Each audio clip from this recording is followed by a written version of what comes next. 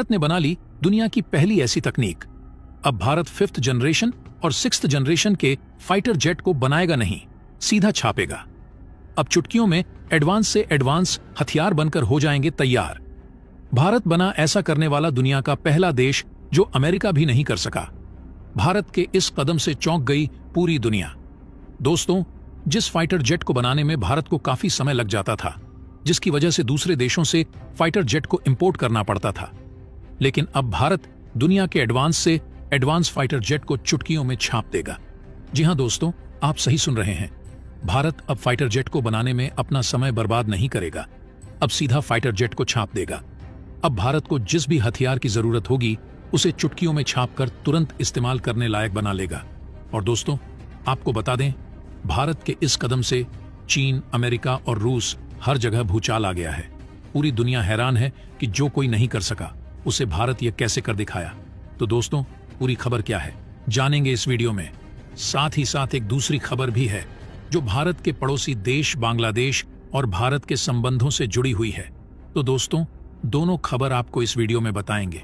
दोनों खबर काफी इंपॉर्टेंट है, सभी को जानना बेहद जरूरी है। लेकिन उससे पहले भारत के इस कामयाबी के लिए इस वीडियो पर एक लाइक तो बनता है।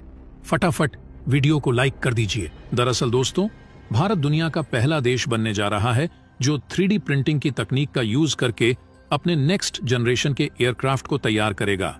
यानी कि इस तकनीक के इस्तेमाल से भारत अपने 5th और 6th जनरेशन के फाइटर जेट्स को तैयार करेगा। आपको बता दें, एक फाइटर जेट में लगने वाले इंजन और इलेक्ट्रॉनिक कंपोनेंट्स को छोड़कर कि उसके पूरे स्ट्रक्चर को 3D प्रिंटिंग के जरिए तैयार किया जाएगा।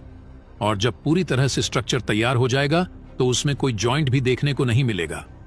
कम समय और साथ ही कम लागत में इस तकनीक का इस्तेमाल करके भारत अपने फाइटर जेट को तैयार कर लेगा। दोस्तों, आपको बता दें कि अभी तक भारत 3D प्रिंटिंग की तकनीक का इस्तेमाल घर, बिल्डिंग, इंजन और रॉकेट बनाने में कर चुका है, जिसमें भारत को सफलता भी मिली है। लेकिन अब फाइटर जेट भी इस तकनीक के माध्यम से बनाए जाएंगे। बता दें कि भारत दुनिया में ऐसा पहला देश बनने जा रहा है जो हर कोई बनने की कोशिश कर रहा है, लेकिन नहीं बन सके। लेकिन भारत ने करके दिखा दिया है। जी हां, लेकिन इस पर भारत को ध्यान देकर चलना होगा, तभी भारत इस तकनीक को और भी ऊपर ले जा सकता है। अब आप सभी को बता दें कि सबसे पहले भारत अपने 5th जनरेशन के fighter jet advanced medium combat aircraft यानी कि एमका के लिए इसका इस्तेमाल करेगा। 3D प्रिंटिंग के जरिए यह एडवांस्ड मीडियम कॉम्बैट एयरक्राफ्ट आसानी से तैयार हो जाएगा। और दोस्तों, इस एयरक्राफ्ट को इस तकनीक के जरिए बनाने से पैसों की बचत के साथ साथ इसकी प्रोडक्शन भी काफी ज्यादा होगी और इसके मटेरियल में करीब 50 से 60% तक बचत की जाएगी।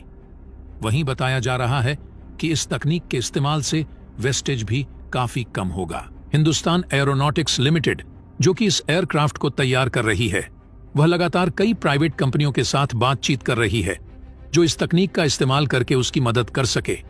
इस तकनीक का इस्तेमाल के लिए यहां पर CNC मशीन, जिसे हम कंप्यूटर वायर कंट्रोल मशीन के नाम से जानते हैं, इसका इस्तेमाल करते हुए फाइटर जेट तैयार किया जाएगा।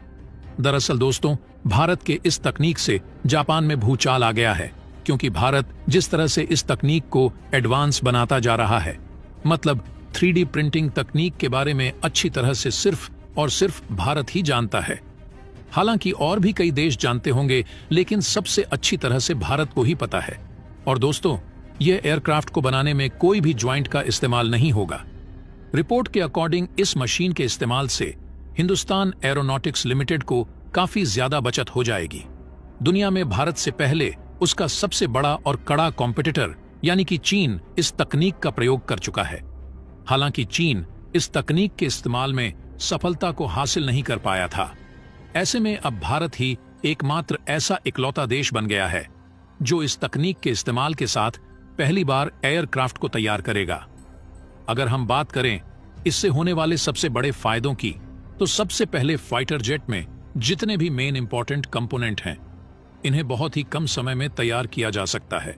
कम लागत में फाइटर जेट तैयार होगा, हल्के वजन के साथ तैयार होगा, जो कि कम फ्यूल कंज्यूम करेगा, और इसमें होने वाला एरर 0% देखने को मिलेगा, जिससे फाइटर जेट की परफॉर्मेंस 100% और एफिशिएंसी भी 90% से ज्यादा देखने को मिल सकती है। अभी भारतीय कंपनी के लिए यह एक चैलेंज है, लेकिन इसमें कदम रखना ही भारत के लिए बड़ी जीत मानी जा रही है। दोस्तों, अब बढ़ते हैं दूसरी खबर की ओर। दरअसल दोस्तों, यह खबर भारत और बांग्लादेश के रिश्तों से जुड़ी हुई है। दरअसल आपको बता दें कि भारत ने बांग्लादेश के एक बंदरगाह पर अपना कब्जा करने जा रहा है। इस बंदरगाह का नाम मोंगला पोर्ट है। बता दें कि भारत ने यह कदम तब उठाया है जब चीन इस पोर्ट को हथियाने के लिए बांग्लादेश के साथ संपर्क में है। भारत बांग्लादेश के पोर्ट का मैनेजमेंट करना चाहता है। बता दें कि इससे पहले भारत ने ईरान के चाबहार पोर्ट और साथ ही म्यांमार के सिविल पोर्ट के मैनेजमेंट से जुड़े एग्रीमेंट किए हैं। अब भारत बंगाल की खाड़ी में बड़ी जीत हासिल करने के लिए मोंगला पोर्ट में अपना इंटरेस्ट दिखा रहा है। दरअसल चीन लगातार बंगाल की खाड़ी और साथ ही हिंद महासागर में अपने पैर पसार रहा है।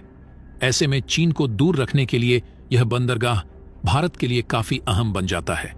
इस बंदरगाह की डील पर चर्चा तेज तब हुई जब बांग्लादेश की प्रधानमंत्री शेख हसीना प्रधानमंत्री नरेंद्र मोदी के शपथ ग्रहण समारोह के लिए दिल्ली आई थी। बता दें कि उस दौरान भी इस पोर्ट को लेकर चर्चा हुई थी। इसके अलावा सूत्रों की माने तो बांग्लादेश की प्रधानमंत्री शेख हसीना जून के अंत या फिर जुलाई की शुरुआत में भारत की यात्रा पर आ सकती है और इसी यात्रा के दौरान इस डील को फाइनल किया जा सकता है। भारत के लिए नॉर्दर्न और ईस्टर्न स्टेट के हिसाब से यह ट्रांसशिपमेंट हब बन सकता है। मोंगला पोर्ट चिकेन नेक कॉरिडोर को बाईपास करता है।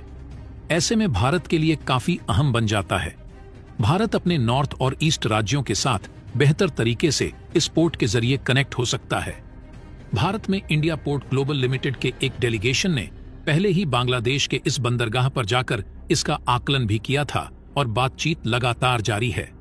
बता दें कि पोर्ट पर भी लगातार कंटेनर और कार्गो शिप आते हैं। ऐसे में वहां के ऑपरेशन के लिए बांग्लादेश की शिप अथॉरिटी बढ़ते शिपमेंट और कार्गो शिप के मैनेजमेंट की जिम्मेदारी भारत को दे सकती है। आपको बता दें कि भारत बंगाल की खाड़ी में रणनीतिक तौर पर चीन को रोकने के लिए इस बंदरगाह पर अपनी रुचि दिखा रहा है। इसके साथ साथ ही भारत अपने व्यापार को बढ़ाने के लिए भी इस बंदरगाह के मैनेजमेंट को चाहता है। तो दोस्तों, इसके बारे में आपका क्या कहना है? कमेंट बॉक्स में जरूर बताइएगा। तो दोस्तों, जय हिंद, जय भारत।